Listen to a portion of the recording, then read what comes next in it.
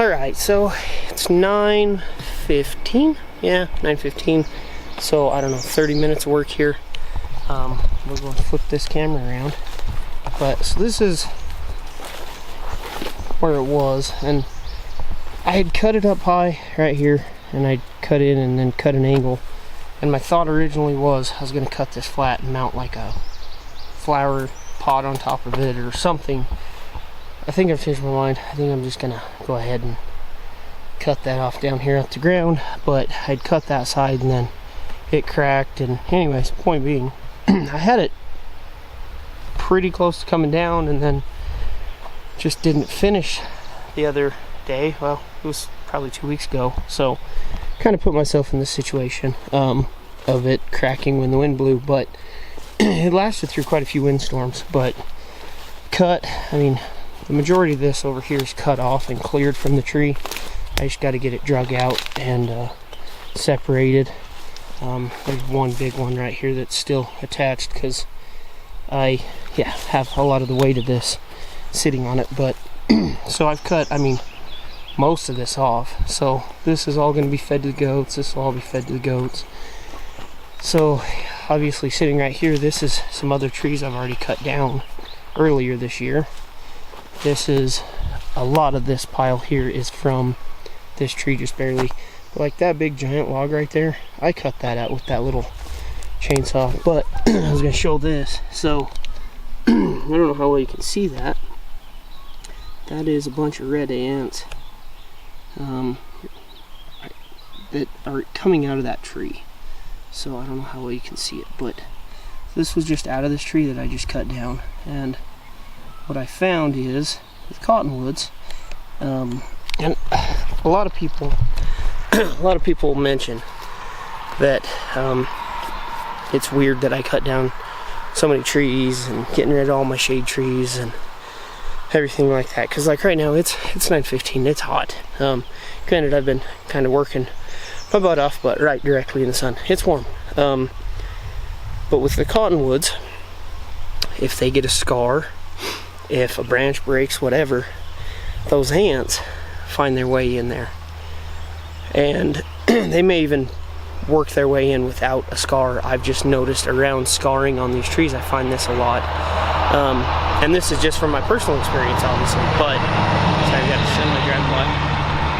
But what I've found is they will get in there and they will burrow into that tree and kill that tree, or create weak spots or dead spots. And I have had more cottonwoods snap in windy conditions than any other kind of tree. And I mean big cottonwood snap. Now this one obviously I'd cut into. I'll show this real quick. This is another pile of trees that I've cut down with that little 12-inch saw. I mean, those are some big old chunks of tree. But that is just, again, just showing off that little DeWalt is really handy.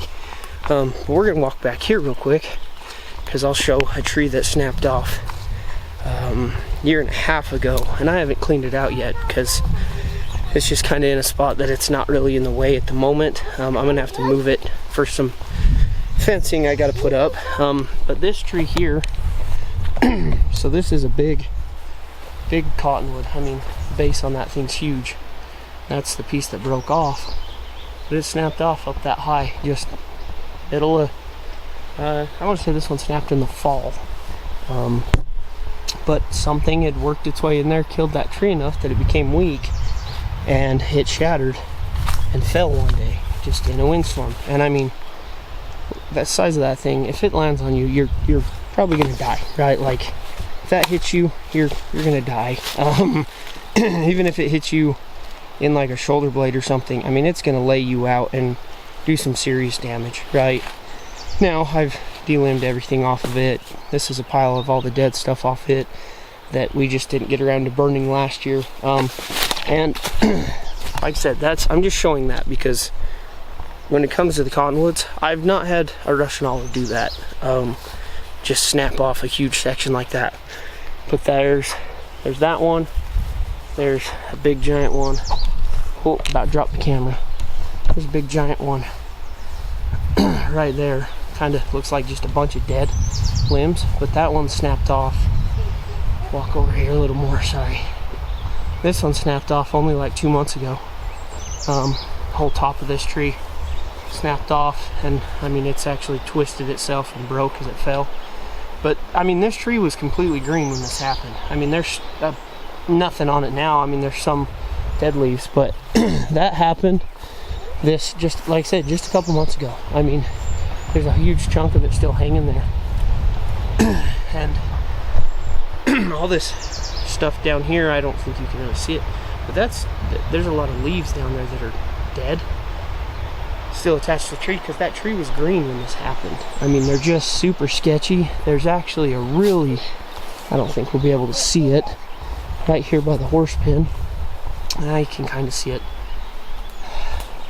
That little outcropping right there, the size of my finger. That thing is, I won't, buddy. That thing is huge. That is a huge chunk of tree that broke off and fell. Now that whole tree has since died since that chunk fell off. I don't know if that was the only piece that was keeping it alive, like that was the section that was growing, but it was green, and then that snapped off and crashed down, scared the hell out of the horses. That was, I think, 2 winters ago. I mean, it's just, again, I don't trust cottonwoods. Now, like I said, that fell. Now that whole tree has died, clear up to here. So I need to get in there and cut. It was clear up to here. I gotta cut that down because it's leaning towards my horse fence, my horses. So I gotta get up in there and cut that one down. That right there's another one.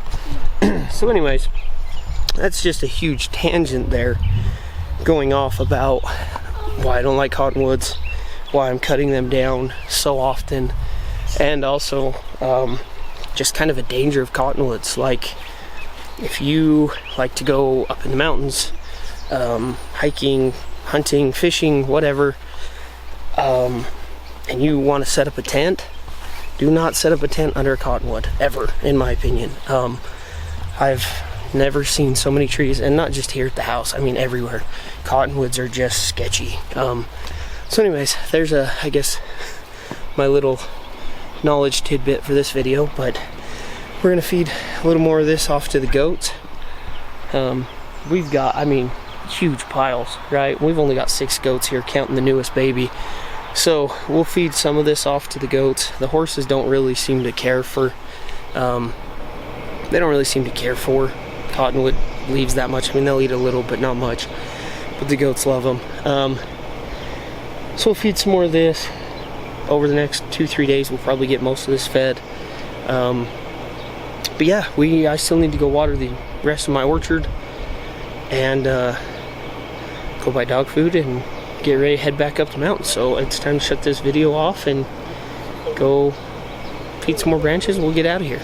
So wife's over milking the goat right now, otherwise I'd go over there with some branches and show us feeding them to him, but I don't want to get that milking goat all wound up while she's in the middle of milking her. She likes to kick the milk bucket while you're trying to milk her. So especially if something's going on, she gets all wound up. So we're gonna stay over here. She's actually shooting me a dirty look right now. We'll just see if we can get it on video.